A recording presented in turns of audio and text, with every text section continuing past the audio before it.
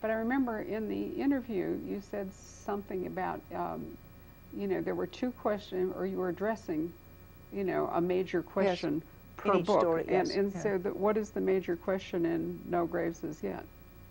Is there anything that it is worth, not knowing in advance how awful the war is going to be, but taking an educated guess, is there anything that is worth going to war for, or should we negotiate a peace regardless of the cost of it?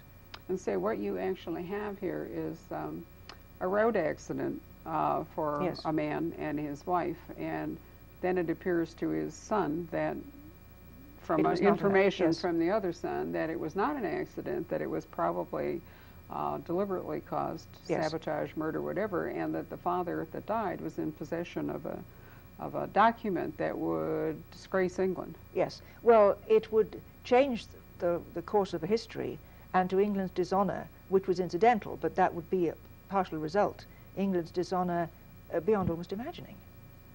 But of course they don't find the document.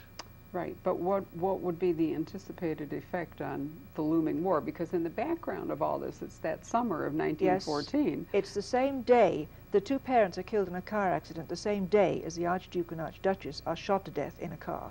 In Sarajevo? Yes, in Sarajevo. It's June the 28th. Right. And it finishes the day before Britain joins the war. So that's what, August the 3rd. August the 3rd. Yes. So you've got that whole arc really basically of 6 weeks across July. When the tension mounts and mounts and mounts to almost, and I don't think I'm spoiling it by saying on the last page we hear somebody who's answered the phone, I think it's Matthew, saying, Sir Edward Grey has just said, the lamps are going out all over Europe. We will not see them lit again in our lifetime. Well, no, he doesn't spoil anything, because, I mean, the history behind this book we is know real. You didn't just make up that part We of know it. that he did say that. On Yes, the he evening did. of I've always August thought that, you know, you Brits have had wonderful spokespeople for your wars. He got that right. He managed to say something. Yes, and I've always remembered the lamps going out all over Europe. It does kind of get you, because we know what happened. Well, it was truer than he could have imagined. Yes, it was. In terms of, you know, not just the war, but the changes in government. I mean, who could have imagined Russia, you know, well, exactly. and the whole... So much collapsed. Of course, there was a sort of a mounting pressure of socialism at that time, and many people hoped that that would save us from war. But then the French, very famous French socialist, Jaurès, he was assassinated just before then. That's true. Yeah, I'd forgotten about that. And the other notable people, there was Adler, I think, in Switzerland, and Rosa Luxemburg. And it sort of got submerged. Well, there'd been, over the turn of the century, there'd been a lot of anarchism, you know, and really radical well, that's what's fun for Pitt, you see. Sure. I mean, we had a lot of that in this country even, you know. We had McKinley's assassination, and we had a lot going on. Other writers, I think, I'm trying to remember, wonderful British crime writer, Michael, he's a lawyer. Wrote just some wonderful stuff. He's the one that wrote on the train coming back, you know, going back. No, not Michael Innes. I'll think of it. Gilbert, Michael Gilbert. Oh, yes. And wrote a wonderful book about that sort of whole anarchist movement. I've completely forgotten what it was, but it was just a fabulous book about all that was going on in terms of before the war. There was, you know, the women's suffrage movement, and there was always the Irish question, you know, which, I mean, that's... Yes, there's always that. Yeah, and, I mean, that's going on throughout the whole deal, is what is going on. Here we are again. Well, Irish rule and all of that. And then you have the anarchists, and you had Bolsheviks and all sorts of stuff, you know. Yes, it's a very tumultuous time. If you can't find a storyline there and something to conflict the emotions, and difficult issues, well, yes, everybody has some right and some wrong. Just what do you do? And the decision might have to be made, like, now. Sure, but all I mean is that there was all that going on before the war, which brought it all to a head. I think that a government like Russia's, which was deeply in trouble, you know, it gave it a shove. Although, if you say, I remember years and years and years ago when I was an undergraduate at Stanford University, and studying Russian. I had a wonderful Russian professor who had escaped across Russia. He was a white Russian and escaped to Vladivostok and come to America. And he taught Russian at Stanford, and he taught profanity at the Army Language School in Monterey for budding spies, on the theory that you couldn't reasonably send people to be undercover if they weren't conversant with all forms of the language. And that was really fun, but I remember one day going to Hoover Tower. That's very interesting, because I suppose if you do have somebody who professes to be a soldier and they never swear, they're going to stand out, aren't they? Absolutely. Yeah. And a lot got caught that way. So that was Professor Stenbach Fremor, as his name was, would do that. How interesting. It was. But anyway, one day, doing some sort of assignment for him as a senior, I went into Hoover Tower, which is a sort of a research library at the university, and sat down and realized that sitting on my right was Kerensky. Good heavens. Who was a scholar at Stanford, and Alexander Kerensky and I talked.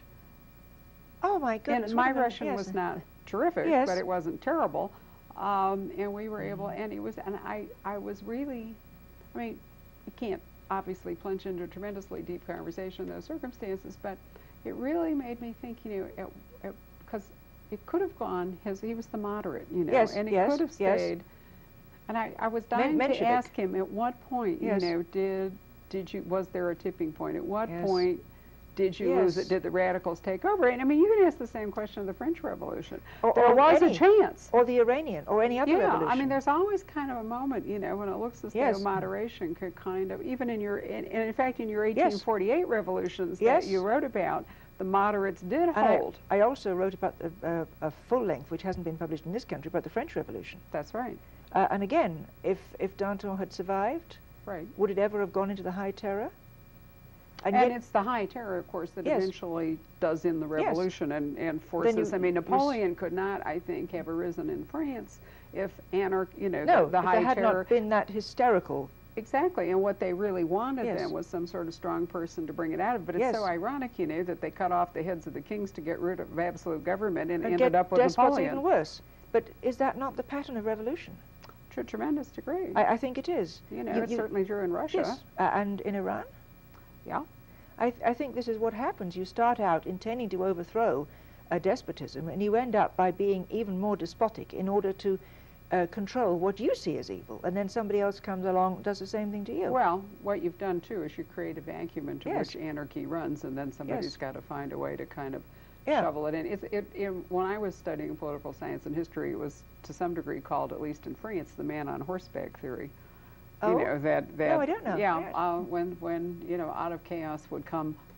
Oh yes. You know, the man out of El Cid, or you know, whoever, or one of the Napoleons or whatever, that in really chaotic times. And I've always thought that one of the most admirable and lucky breaks that this country ever had was that George Washington resisted that. Yes. Because he, in fact, could have been a monarch, you know. Yes, he could have. But he was the man of enormous sense and moderation, and where he could have simply set up his own own kingdom. Kingdom and despotism and all. He didn't do that. Perhaps there's also something in the nature of the people that wouldn't have permitted that.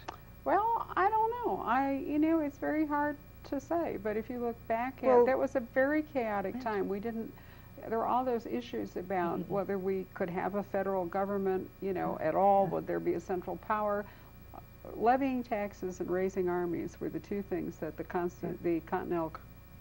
original Constitution after the Revolution couldn't deal with. And it was the Constitutional Convention that then wrote our current Constitution. But those are the two major powers that it emerged with. That I don't know my American history well enough to. Well, but that is what happened. I mean, the it's fascinating. Constitution that was in place when the war eventually ended. The government, the federal government, if it was one, could not do either of those things. And without it, it's a gutless government. It's got no teeth, it's got no fangs. You know, if it can't raise money and if it can't raise troops, what can it do? Not a lot. Right, and there was a tremendous debate about, one of the most interesting things you can read about American history are, in fact, but then you see the interesting thing with us is the letters. That we got very upset with Charles the First, cut off his head. Yes, cut off his head. Cromwell reformed Parliament to some extent, and then we got very upset with Cromwell. Well, see, he was the man on horseback, and as soon as he died, you brought back a more moderate monarchy. Yes, who seemed to have learned his lesson. Charles II was really quite wise. And if we ever have a Charles III, has he learned anything? Well, that's a whole different question. I'm not going there. I'm not going there. Let's not go there, but